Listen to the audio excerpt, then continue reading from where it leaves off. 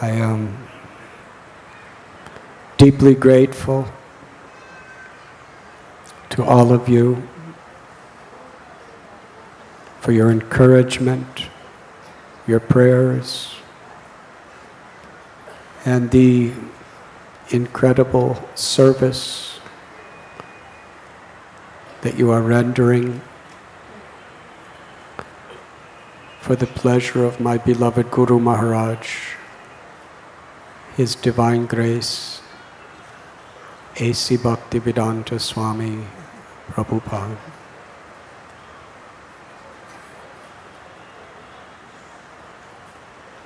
His mercy, compassion, wisdom, and sacrifice is the only qualification that I have, and it is the only wealth that I have to give.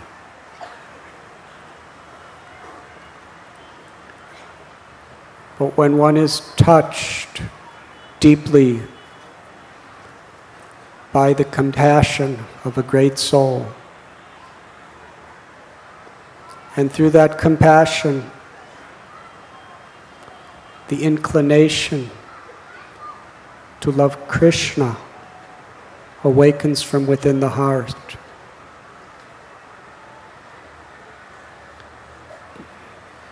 then all darkness is illuminated with light. And one naturally, spontaneously wants to share that gift with everyone or anyone.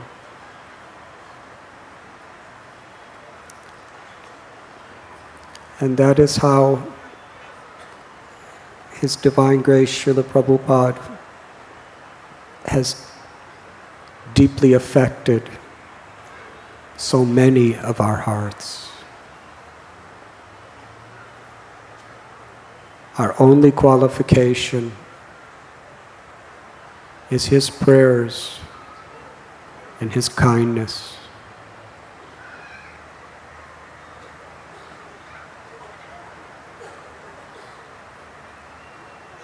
When I look out at all of you,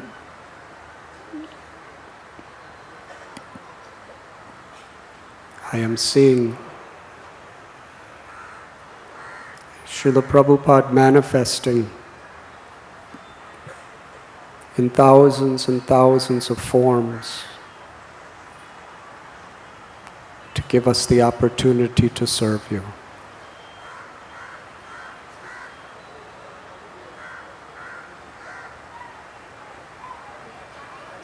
Srila Prabhupada is my life and soul.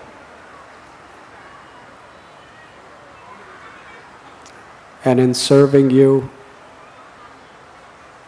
each one of you, according to my capacity, I have the opportunity to please Srila Prabhupada. Therefore, I accept all of you as my life and soul.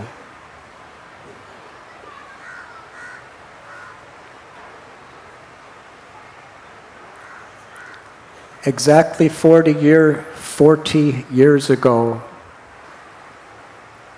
on this day, I was sitting on that rock in the middle of the Ganges River in the Himalayas.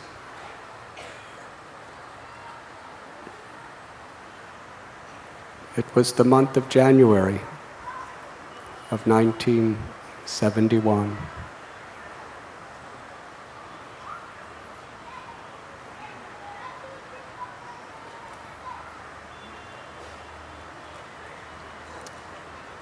At that time, I was alone. I had nothing. except one thing. I believed that God would help me if I was sincere.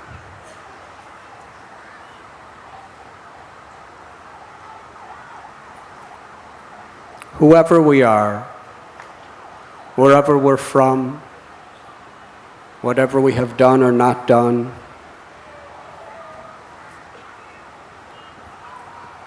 Krishna will help us if we are sincere. Not always the way we prefer to be helped. But if we are sincere, we should know that whatever comes in our life is the perfect opportunity and the grace of God.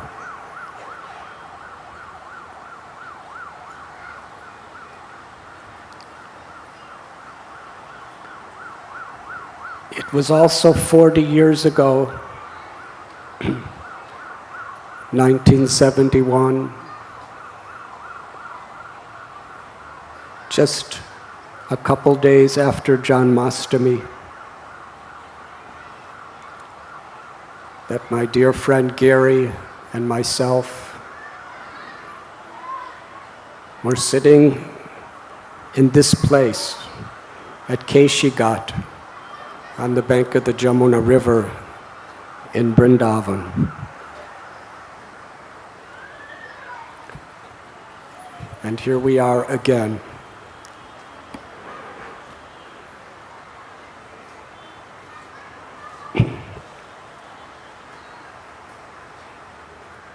The Jamuna River, like the Ganges, it's not just a flowing body of water. It represents, embodies the grace of Radha and Krishna. By bathing in the river, we become purified, sanctified, and blessed with bhakti or devotion.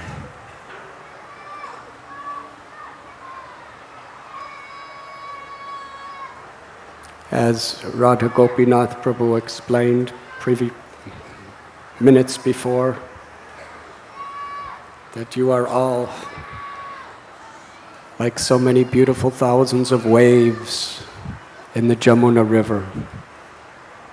And just seeing all of you is like taking a very holy bath and being sanctified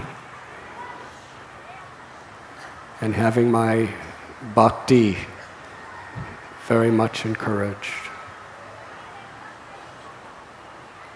But I never thought I'd see my father as one of the waves of the Jamuna River. But he's here.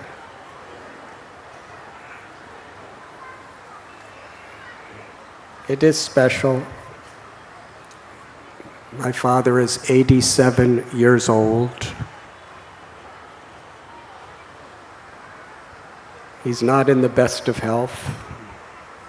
He can hardly walk. And he hates airplanes because he suffers so much when he's on them. When Radha Giridhari Prabhu and Krishna Chandra Prabhu invited him to come, he adamantly said, "No, I can't do it. I'm too old. I'll never make it."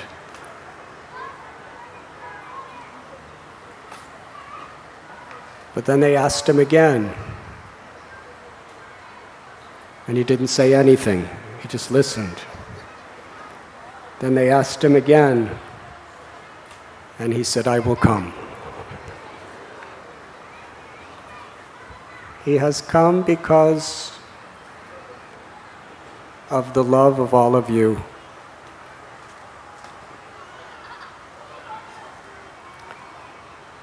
When I was sitting on that rock in the Ganges 40 years ago, sometimes I would think,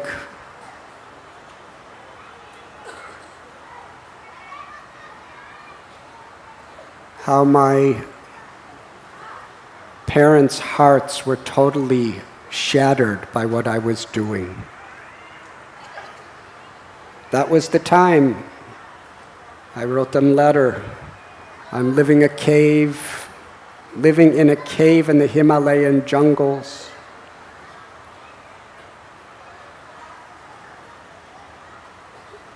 Because I had to be honest.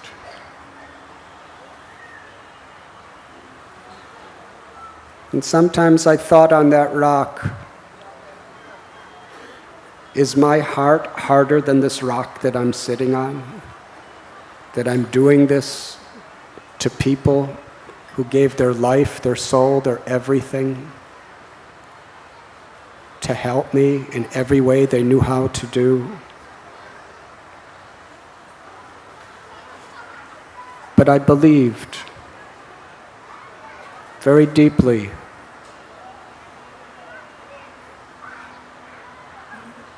that if God, whoever He may be, if He is pleased by my sincerity, He will compensate, and He will bless them, and He will give them the understanding and the appreciation, and He will give them grace. And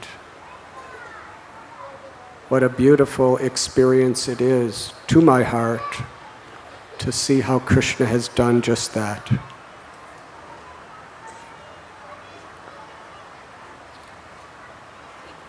Krishna tells in Gita, Ananyas chintayanto mam ye jana paryupashate, that if we just approach Him with sincerity, the Lord will carry what we have, carry what we lack, and preserve what we have. That concept can be extended in many ways.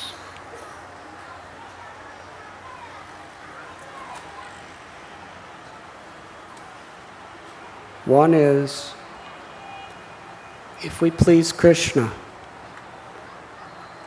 just with our sincere and earnest effort, then all of our hearts' desires for the welfare of others can be fulfilled.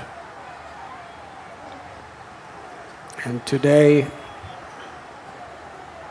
the friendship I have with my father and my brothers, and previously with my mother, was deeper and greater than ever before. And I never had to compromise my spiritual values. And I think this is a serious lesson for everyone. We never have to compromise our spiritual values.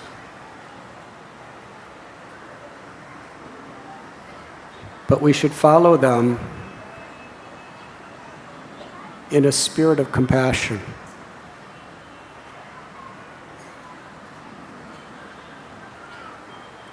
Today, fanaticism, sectarianism, which are just manifestations of nothing but egoism, is so prevalent in spiritual circles. But what Srila Prabhupada and all the great true saints have taught us is we should uncompromisingly follow our spiritual values in a spirit of compassion, in a spirit of being an instrument to encourage, uplift, and inspire people.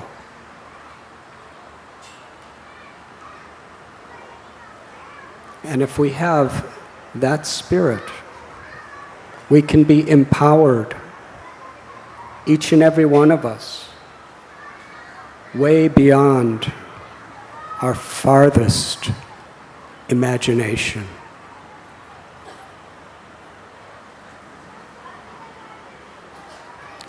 My dear Father, I thank you for your lifelong support, care, and love. I remember when I was 18 years old, about to go to college, he said, "Whatever you do, I'm always with you because I love you."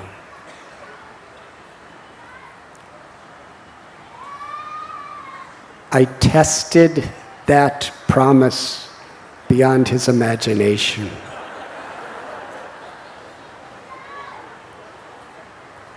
And not even for a second did that promise ever waver.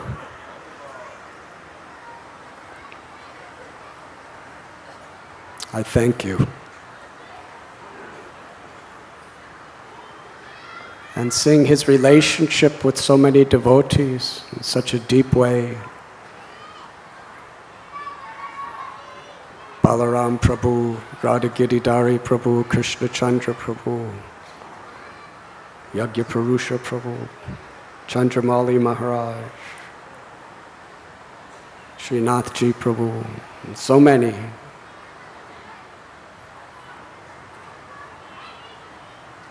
I remember when my mother was in her last days, she hardly could recognize anything or anyone. And when a person is like that, even loved ones have no desire to see them. But Krishna Chandra Prabhu, Radha Priya Devi, I believe Priyavrat was there. I'm not sure if Karuna Manjari or Radha Devi were there. They traveled thousands of miles just to see her. And for a long time, Radha Priya was holding my mother's hand. And my father, he called me on the phone. I wasn't even there. He said, "The love that these people have, none of our relatives have. None of our best friends have."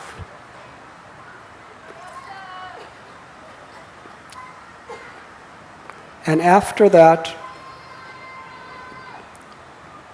the only words my mother was saying was Hare Krishna and Muffet Lal. Yes?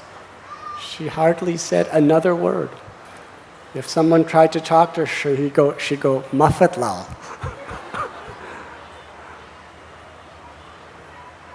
Or one time I was with her and my father for 20 minutes was trying to get her to say something. She was sitting there smiling. And he was bringing up memories of the past and so many other things. And she wouldn't say anything. And then he said, "And here's your son, the Hare Krishna." And my mother smiled and said, "Hare Krishna." And that was her, along with Muffet Lal, that was her favorite words.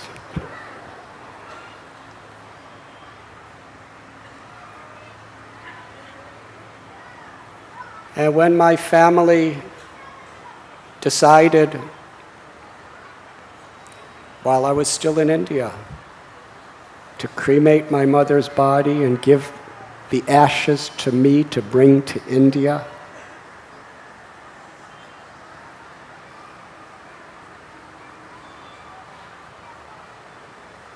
it was very special.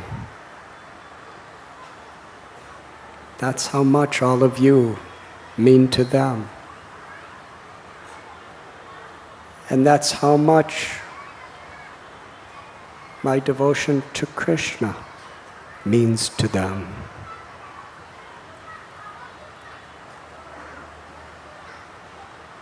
Thank you. And my friend Gary,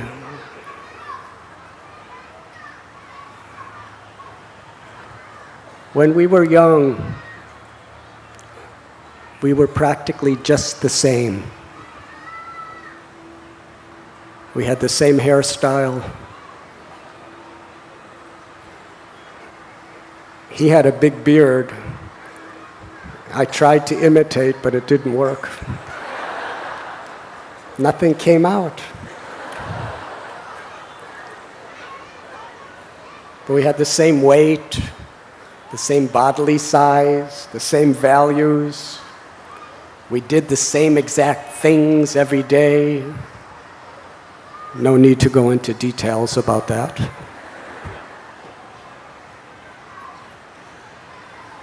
We were practically identical to each other in every way. And we were brothers and best friends. And now, 40 years later, we're completely opposite in every way. Our hairstyle, what we do every day, definitely our bodily size and weight and form.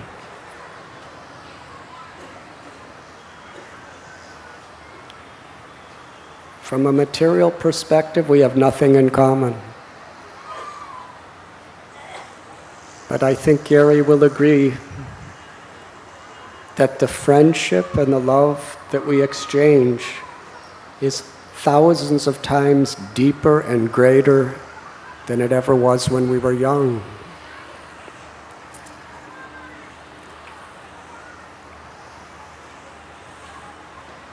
Which is a beautiful lesson.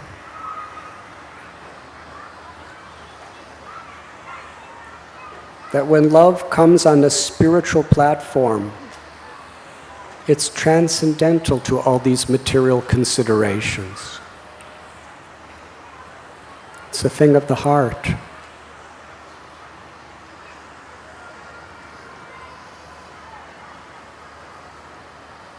And bhakti is that means by which hearts and souls connect, unified by the grace of God, by the grace of Krishna.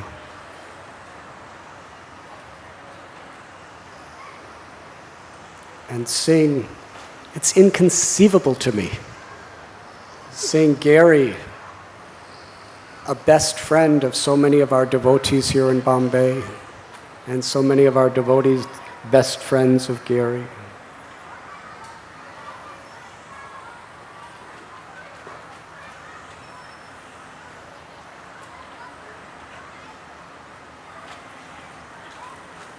Because people we share our lives with,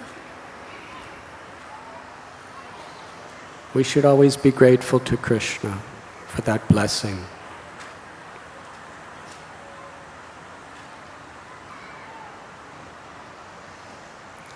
Srila Prabhupada taught us that a true devotee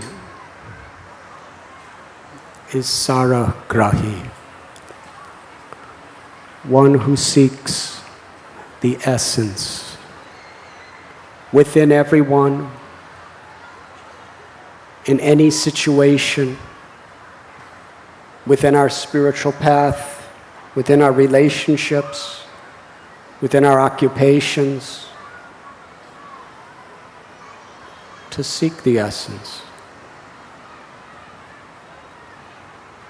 If we seek the essence, we see beauty and hope everywhere. If we become distorted in our vision and look for the superficial aspects of things,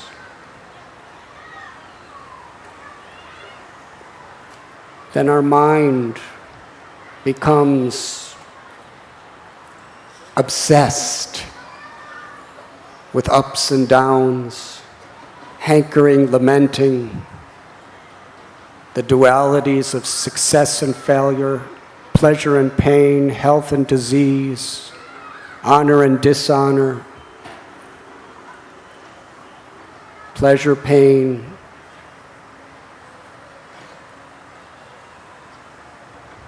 But if we look for the essence, we become transcendental to these dualities. Because the essence is the grace of God, the grace of Krishna. Mamaivam so jiva loke jiva bhuta sanatana.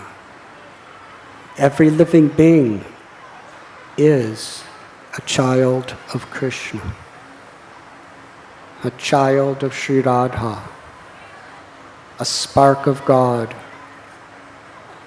And this entire material existence is emanating from Krishna. Sarvasya chaham hridi. Krishna's in every heart. Everything is emanating from him. Aham sarvasya prabhavo matta sarvam pravartate.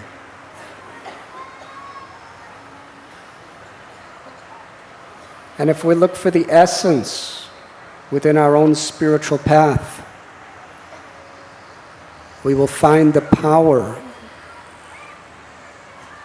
to see the beauty in other people.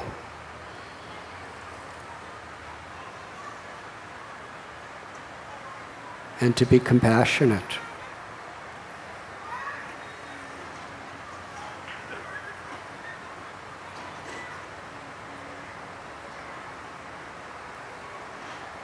When Srila Prabhupada asked us in his last days to show our love for him by how we cooperate, there's only one way to do that. To really seek the essence. If we're not seeking the essence of the opportunities we have with each other, our relationships with each other, if we don't seek the essence in each other and in the world around us, then we'll have many excuses to fight, to hate, to quit, to cheat, to be miserable, depressed, to complain, criticize. But if we seek the essence, although everything else is the same materially, we find hope.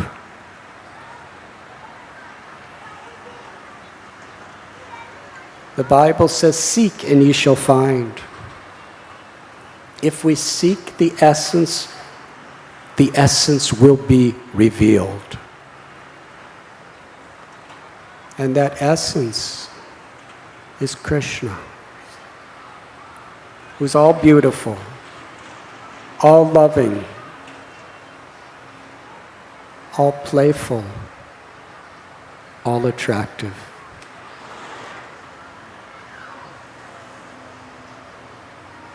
Krishna says, one who sees me everywhere and everything in me, for him or her, I am never lost, nor are they ever lost to me.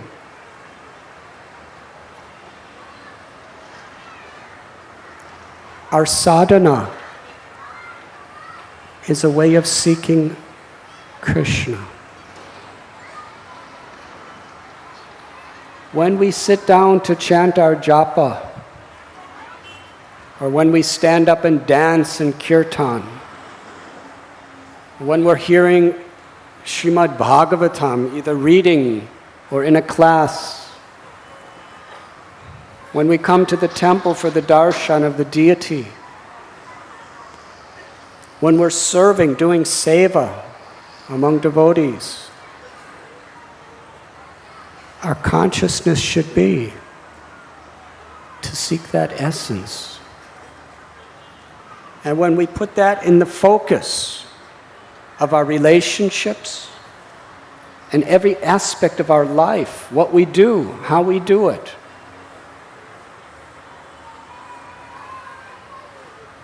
we become empowered.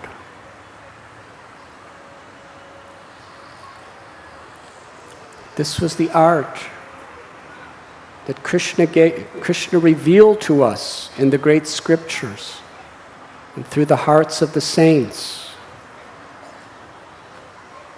And it is the art that Srila Prabhupada taught us. Not to compromise our spiritual values,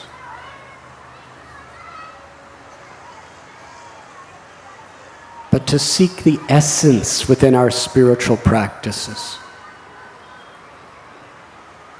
And through the gifts we receive from that, we are able to see the essence in everything and in everyone.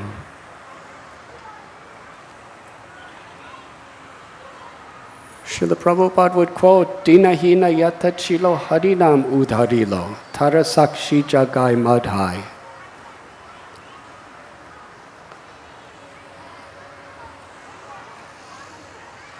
That even the most hardened, cruel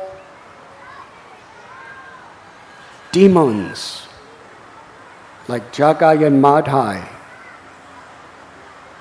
can be transformed by the power of God's names. Nityananda Prabhu, he saw that potential in their hearts. And they became saints. In the same way, Srila Prabhupada, when he traveled around the world 12 times, he saw that potential in everyone's hearts. And so many people became transformed. And in the same way, through our sadhana, our spiritual practice, and through our prayer and practice,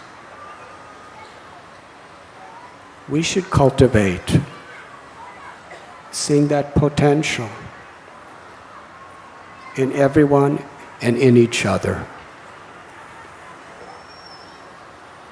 Where there is selfishness, Maya will provide innumerable excuses to complain and to divide us.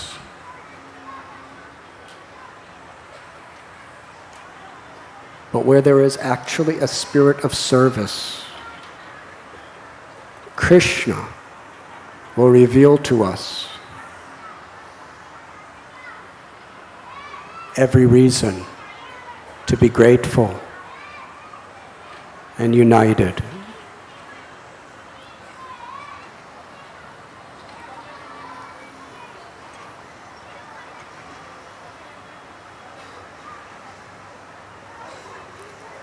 Within this beautiful assembly, we have people from many countries, many races, religions, castes, economic status, educational qualifications.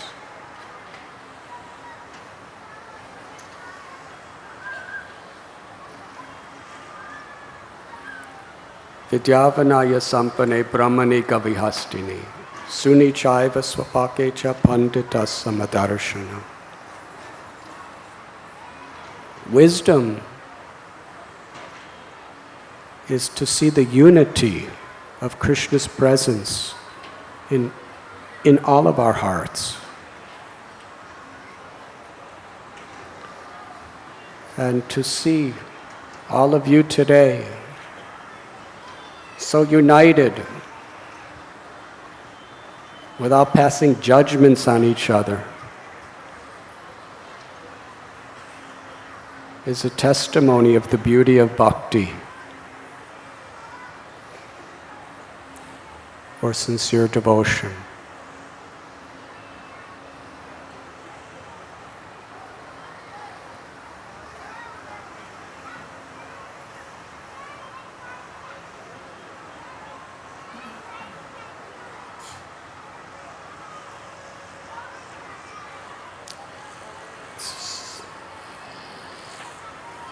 Such a nice view of the Jamuna River today.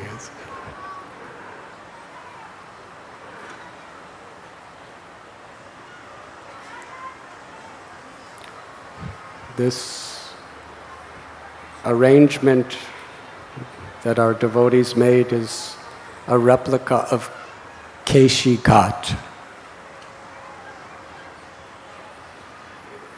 It was here at Keshi Ghat that Keshi appeared in the form of a gigantic horse.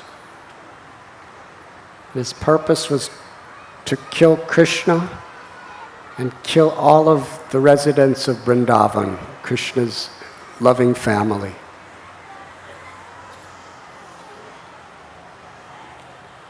Krishna was just a small boy, a little cowherd boy.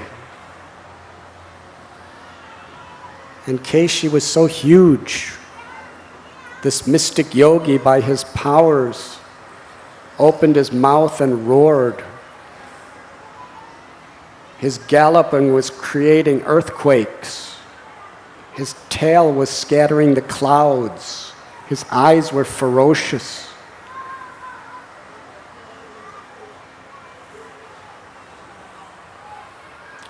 And Krishna took his little hand, which was so soft,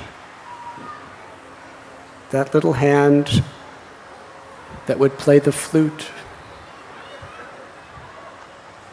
He put it in Keshi's mouth, stuck it in Keshi's mouth.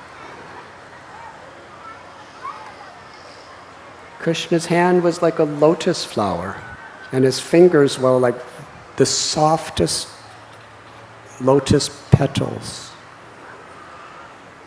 When he played on his little bamboo flutes, his fingers would so gracefully and tenderly dance on the holes of the flute.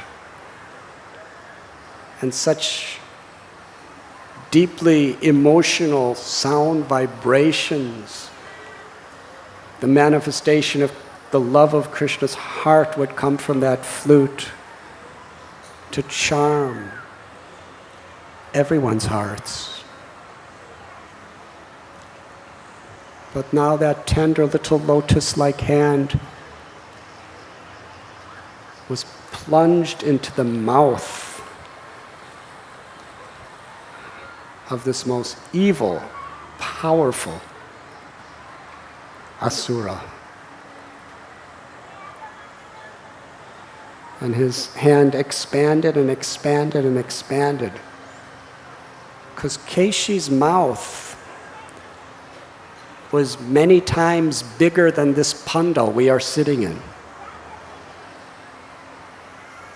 And Krishna's hand was probably not much bigger than our hands.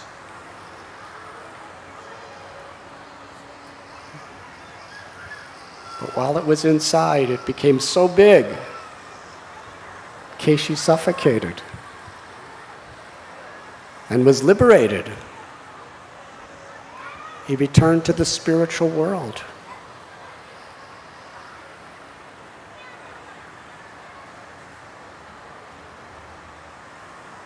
And then Krishna took his bath after doing this at the Keshi Ghat. where we are sitting today. And this story is very instructive.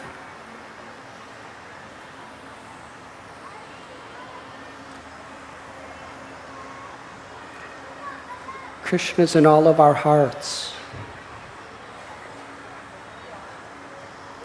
We may not be able to see him at this time.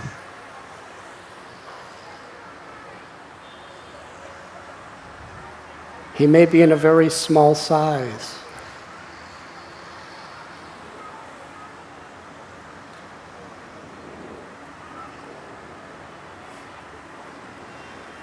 But if we turn to him with sincerity,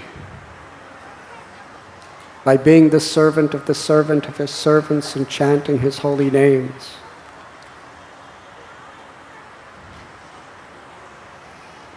then Krishna expands his beauty, expands his grace, expands his mercy within us,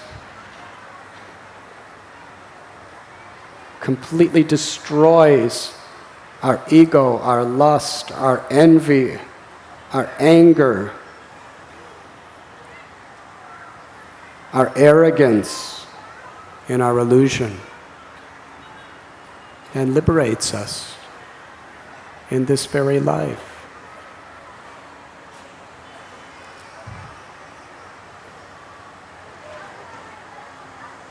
Yegatamam prapadyante. If with sincerity we turn to Krishna, he expands his all-attractive, loving, beautiful mercy within us. And however big our egos, however big our material attachments and our vices may be, like Keshi, we will be liberated. And it is in this spirit, with this hope, that we chant Krishna's holy names.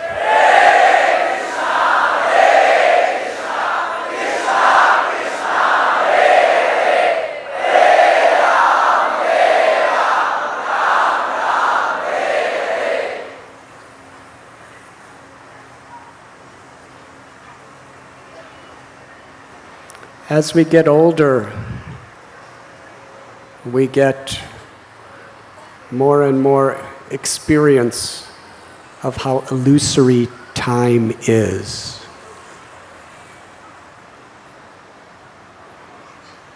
My father is 87 years old, but if you talk to him, he has the youthful enthusiasm of a teenager.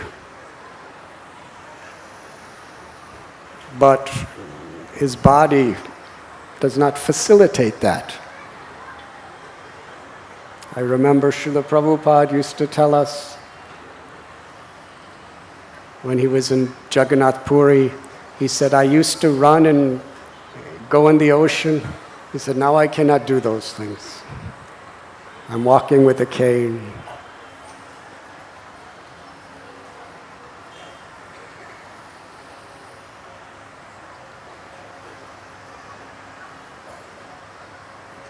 Myself, 60 years old.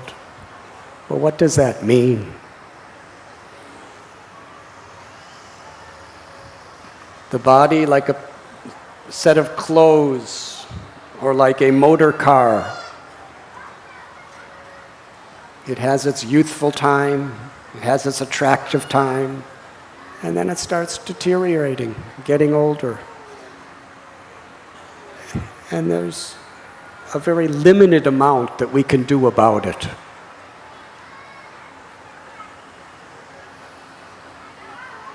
But the spirit, for a materialistic person, the spirit to enjoy never goes away. And for a devotee, the spirit to serve never goes away. And in this way, old age is such a blessing.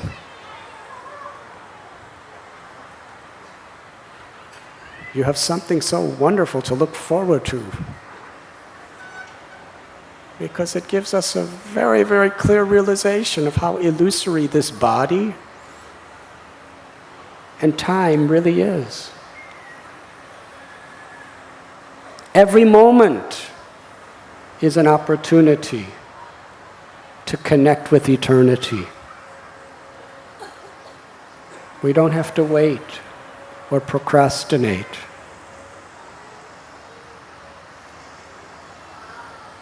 And devotional service or bhakti is the means by whoever we are, wherever we are, we can connect to our own eternal essence.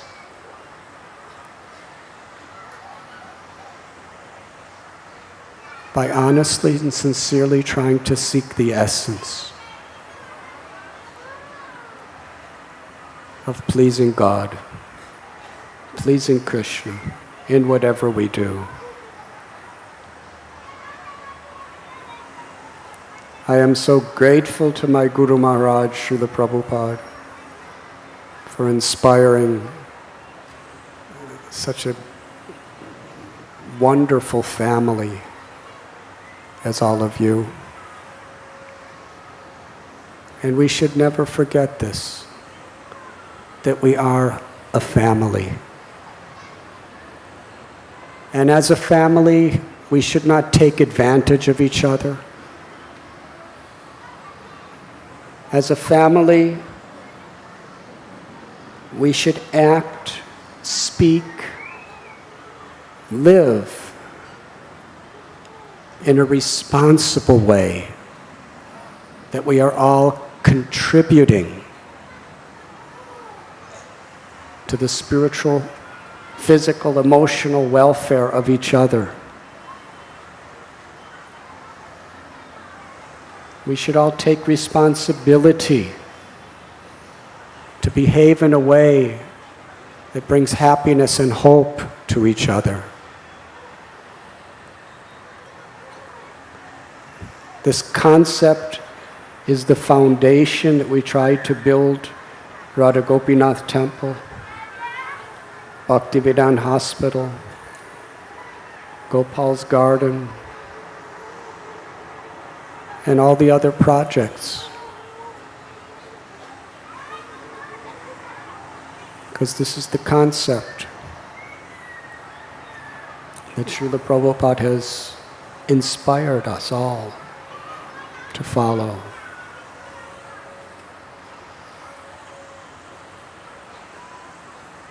There's no reason to complain or blame others. And even if there is reason, all it does is make things worse.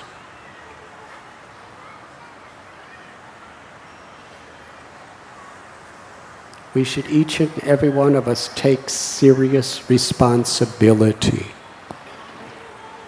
to speak and behave properly in such a way that it will inspire true devotion and true happiness in each other. And it will create a happier, more united family. When Lord Chaitanya manifested his Leela as a devotee after coming back from Gaya, and Srivas Thakur was told about this, in ecstasy, he cried out, "Let our family expand."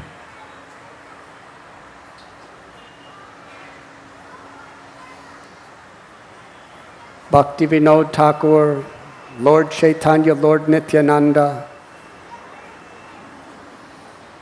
they prophesied and willed that Krishna's names would be in every town and village throughout the world.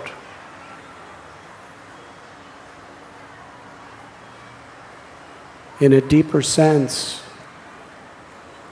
what they really mean is this family environment among devotees will expand throughout the world. Because in reality, Aham Bija Pratapita, Radha and Krishna are the mother and father of all living beings.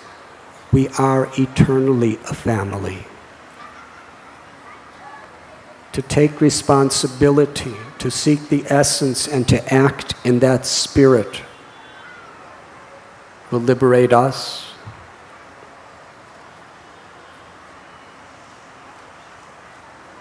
and so many others.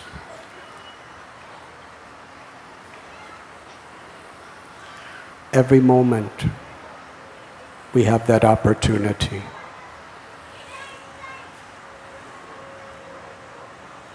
I thank you from my heart of hearts to my dear God brothers and God sisters